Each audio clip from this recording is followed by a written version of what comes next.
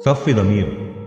اوعى تحب الشر لغيرك، حب الخير للغير هتلاقي ربك بيزود لك خيرك.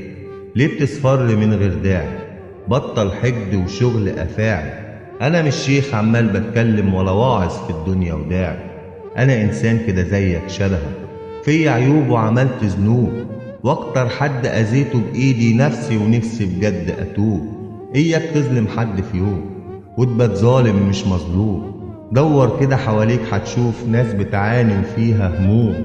ليه بتزود همها تاني ويقولوا اصل فلان ده اذاني؟ خفف هم الناس حواليك يا تخليك عايش وحداني. انا كان ليا اصحاب خذلوني وناس ياما حاولوا كتير يأذوني، بس لقيت ربنا بيعني مهما تخيف في الكل ظنوني.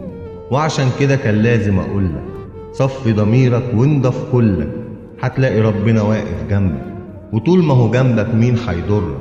ربنا اكرم منه مفيش، ربنا اعظم منه مفيش. ويا بخت اللي الناس بتحبه وقلبه الطيب ما بيأذيش.